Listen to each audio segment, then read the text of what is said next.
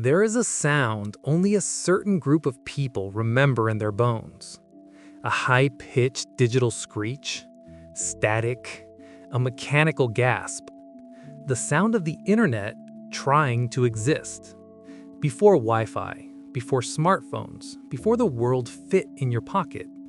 They remember that sound because they remember the world before it. And that memory changes you. They were children in an analog world. Rotary phones, cassette tapes, handwritten notes passed in classrooms. If you wanted to talk to your friend, you called their house and hoped their parent didn't answer. If you were bored, you stayed bored.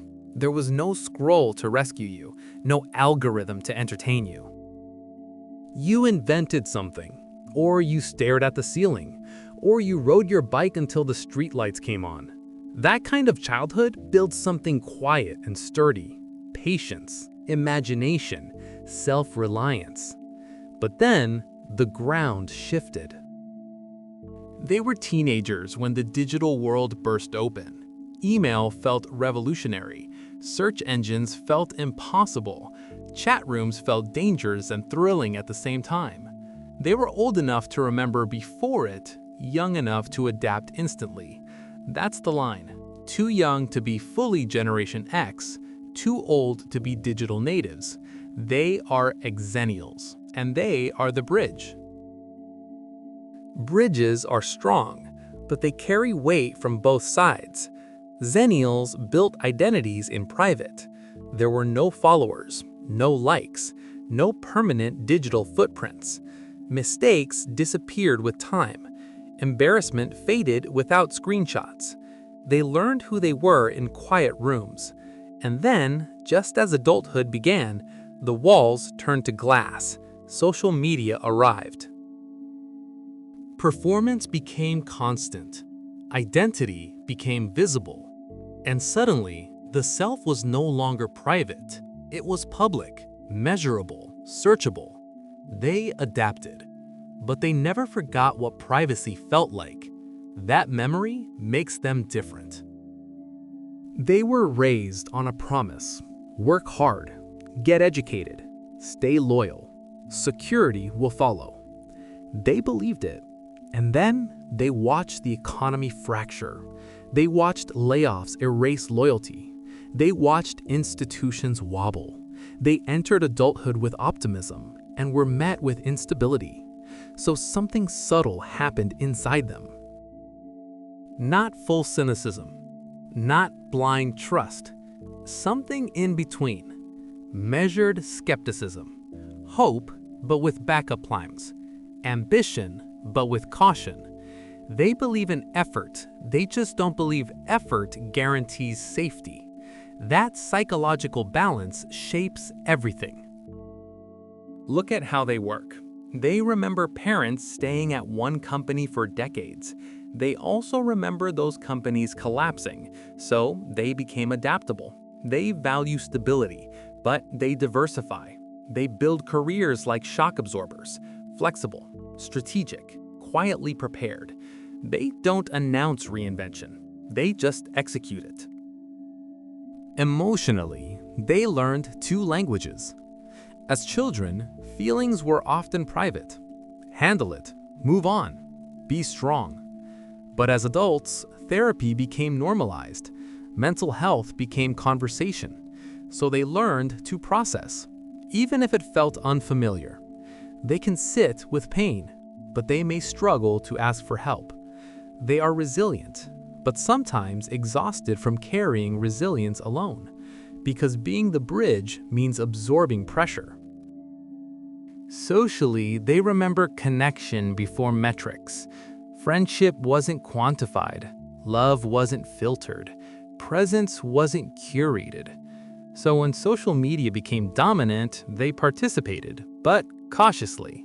They know how easy it is to confuse performance with authenticity, because they lived without performance once. That memory protects them from fully dissolving into the feed. They are translators. They explain smartphones to their parents. They explain email etiquette to younger coworkers. They understand dial tones and data clouds. They can navigate both worlds. And that constant translation builds empathy. But it also builds fatigue, because adapting to rapid change requires mental elasticity, and elasticity stretches. There is nostalgia in them, but not just for old songs or childhood cartoons. It's nostalgia for pace, for waiting, for anticipation, for undistracted attention. They remember what it felt like to not know instantly, and that memory makes them resistant to constant urgency. They don't panic without Wi-Fi.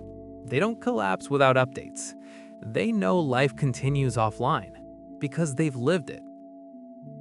In relationships, they crave something analog: eye contact, consistency, real conversation without a screen glowing between them. They can use dating apps, but they still value presence. They can text, but they still appreciate voice. They can stream everything, but they remember what it felt like to choose carefully. Scarcity shaped them, and scarcity builds appreciation. If they became parents, the tension deepened. They grew up with freedom. Now they raise children in surveillance. They understand risk, but they also understand resilience, so they try to balance both. Let them explore, but protect them online. Give them space, but guide them digitally. That balance is exhausting, but they attempt it anyway, because bridges don't get to collapse. Here's the quiet truth about Xennials. They survived a technological revolution during identity formation. Most generations experience stability in youth. Xennials experience transformation. And instead of fracturing, they integrated. They updated without erasing their past. They evolved without forgetting where they started. That integration builds depth. It builds nuance. It builds the ability to hold contradiction without panic. And in a polarized world, that ability matters. They don't dominate headlines. They don't shout generational slogans. They don't brand themselves loudly. But they are often in the middle of systems, managing teams, designing transitions, holding structure steady. Bridges are rarely celebrated, but without them, nothing connects. Listen carefully and you'll hear it. The analog hum beneath digital fluency, the patience beneath urgency, the skepticism beneath optimism, the resilience beneath fatigue. They remember when the world was slower. They adapted when it accelerated, and now they stand between eras, calm, competent, quietly aware that they have already survived massive change. And if the world shifts again, they will adjust. Because they've done it before. They were raised in one reality and built adulthood in another. That doesn't make them confused. It makes them calibrated, balanced, bridging past and future, holding both without dropping either.